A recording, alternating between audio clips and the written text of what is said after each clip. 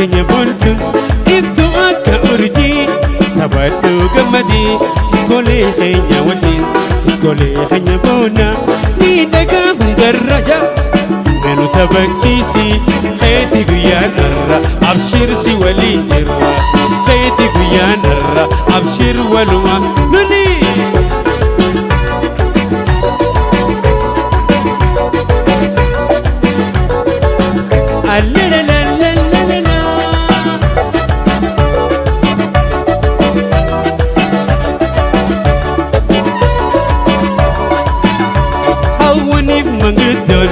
Arsebani jolleen takkoleeni nafne dardaraa shamarran handi hoo halaala dhiiraa fi yaaliin taphannee gammachuu mateessan hawwaniif manguddoon.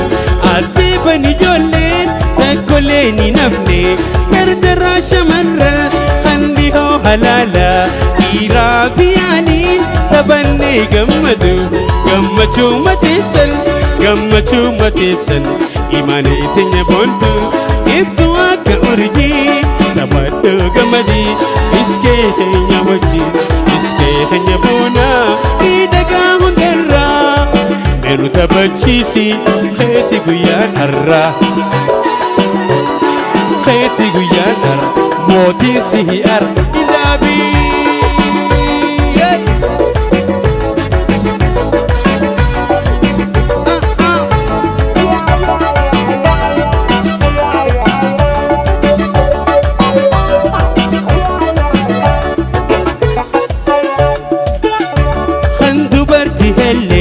Kan dhiiraa dhiirsisa uffata saddeessa ililcha komarsa shaggooyee taphacha aadaadhaas guddisa gooftaadhaa fi gifti dasgoodhaa buharsa. Kan dubartii hellee kan dhiiraa dhiirsisa uffata saddeessa ililcha komarsa shaggooyee taphacha aadaadhaas guddisa gooftaadhaa fi gifti dasgoodhaa buharsa.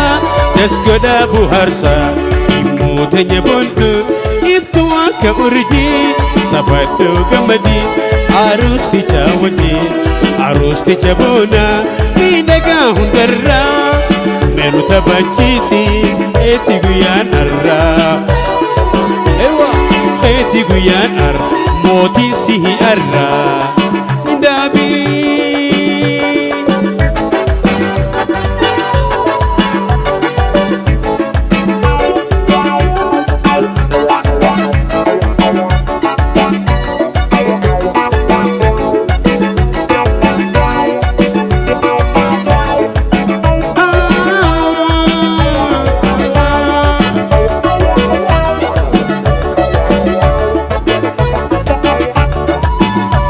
Jaalalaan dullooma rabbii sin hadisu waliif dhalatanii walii sin hadisu miijaa isin tolchu mayraatii lallisaa ilmaanii soora lambinuu baay'isa.